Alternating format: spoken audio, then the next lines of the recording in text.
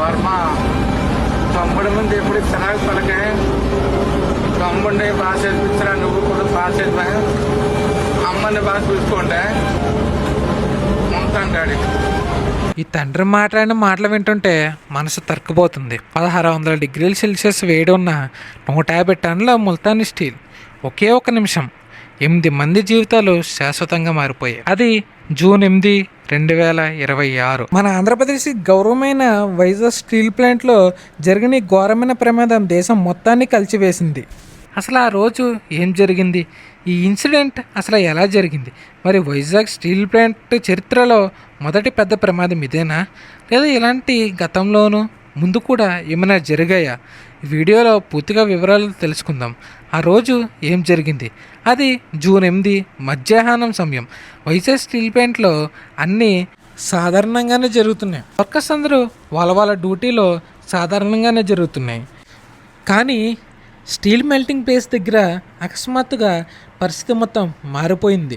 Reports ప్రకారం Multani స్టీల్ని carry చేస్తున్న ladder system దగ్గర దారుణమైన సమస్య తలెత్తింది. కొన్ని క్షణాల్లోనే అత్యంత వేడిగా ఉన్న ద్రావం ముల్తానీ స్టీల్ ఒక 1600 డిగ్రీలు వేడున్న ఒక ద్రావం చుట్టూ ఉన్న వర్కర్స్ మీద పడింది. ఇంకా అది పడుతుంటూనే తప్పించుకోవడానికి కొంతమంది ప్రయత్నించిన వాళ్ళకి దారుణంగా బర్నింగ్ ఇంజరీస్ అయితే జరిగినాయి. అలాగే కొంతమంది అందులో చిక్కుకుపోయారు కూడా. అది పడుతుంటూనే వెంటనే ఎమర్జెన్సీ అలార్మ్స్ కూడా వెంటనే మోగడం జరిగింది. చుట్టూ ఉన్న ఫైర్ సిబ్బంది కూడా వెంటనే రంగంలో దిగారు. కానీ అప్పటికే దారుణం మీద జరిగిపోయింది. 8 మంది వర్కర్స్ వాళ్ళ ప్రాణాలు కోల్పోయారు.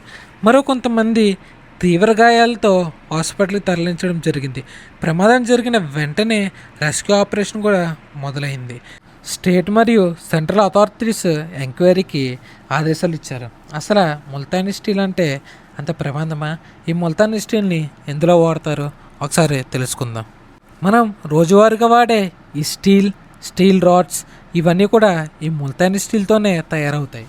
ప్రొడక్షన్ ప్రాసెస్లో ఉన్న ఈ ముల్తానీ స్టీల్ టెంపరేచర్ దగ్గర 1500 దగ్గర నుండి 1600 డిగ్రీస్ సెల్సియస్ దగ్గర దీని హీట్ అయితే ఉంటుంది.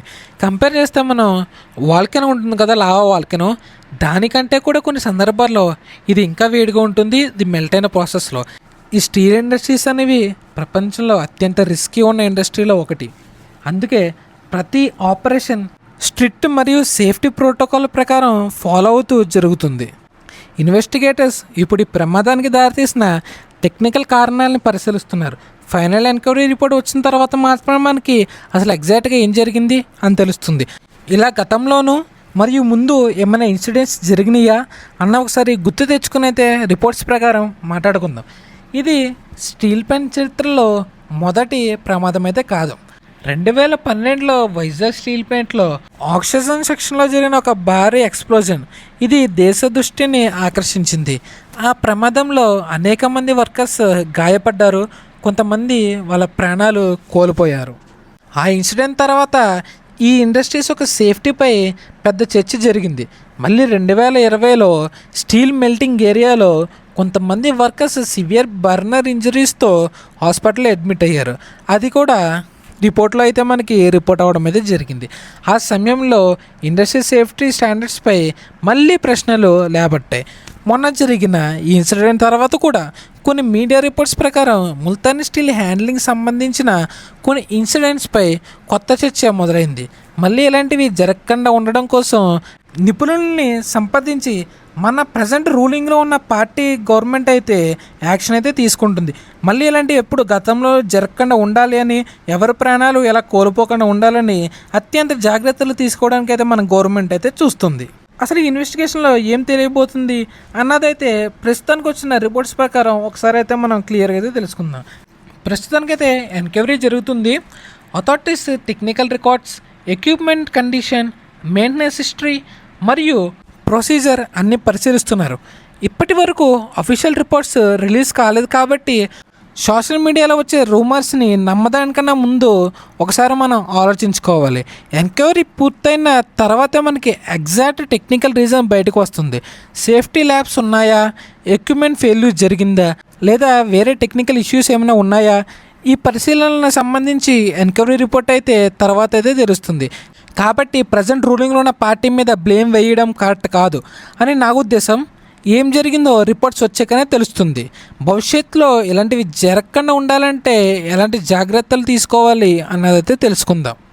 ఎక్స్పర్ట్స్ ప్రకారం హెవీ ఇండస్ట్రీలో సేఫ్టీ అనేది ఆప్షనల్ కాదు, రెగ్యులర్ ఇన్స్పెక్షన్ అయితే జరగాలి, అడ్వాన్స్ మానిటరింగ్ సిస్టమ్ అయితే రావాలి, వర్కర్స్కి training, emergency drills, equipment maintenance ఇవన్నీ నిరంతరం జరగాలని ఎక్స్పర్ట్స్ అయితే చెప్తున్నారు. ప్రతి వర్కర్ ఇంటికి క్షేమంగా తిరిగి వెళ్ళడం ఇండస్ట్రీ ఒక ముఖ్య బాధ్యత. టెక్నాలజీ ఎంత అడ్వాన్స్ అయినా సరే హ్యూమన్ లైఫ్ కంటే విలువైంది ఏది లేదు కదా. మనం ఎవరిని బ్లేమ్ చేయడానికి లేదు ఇక్కడ. ఎవరు ఇలా జరగాలని కోరుకోరు కదా.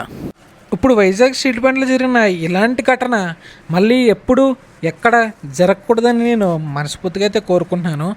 మీకు ఈ వీడియో ఎలా అనిపించింది, అలాగే ఈ ఘటనపై మీ అభిప్రాయం ఏంటో కామెంట్లు చెప్పండి.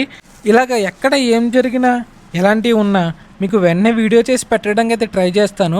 మీరు కొంచెం ఈ వీడియోని లైక్ చేసి మన ఛానల్ని సబ్స్క్రైబ్ చేసి సపోర్ట్ చేయడం వల్ల నాకు కొంచెం బూస్టింగ్ అయితే వస్తుంది. మర్చిపోకండి ఈ వీడియోని అయితే లైక్ చేసి మీ ఫ్యామిలీ అండ్ ఫ్రెండ్స్ కూడా షేర్ చేయండి. ఎందుకంటే వాళ్ళకు కూడా ఒక అవగాహన అయితే వస్తుంది ఈ ఇన్సిడెంట్ మీద. అలాగే మీకు ఈ వీడియో హెల్ప్ అయింది అనుకుంటే మన ఛానల్ అయితే సబ్స్క్రైబ్ చేసుకోండి తప్పకుండా. అలాగే తెలిసి తెలియకుండా ఏమన్నా మాట్లాడి ఉండుంటే, ఎవరైనా బాధ పెట్టి ఉండుంటే నన్ను అయితే క్షమించండి. మరియు మరొక కొత్త వీడియోతో అయితే ఇంకోసారి అయితే కలుద్దాం. అంతవరకు ఈ వీడియోని లైక్ చేసి మన ఛానల్ అయితే సబ్స్క్రైబ్ చేసుకోండి. Thank you. అలాగే ఉంటాను. జై హింద్, జై భారత్.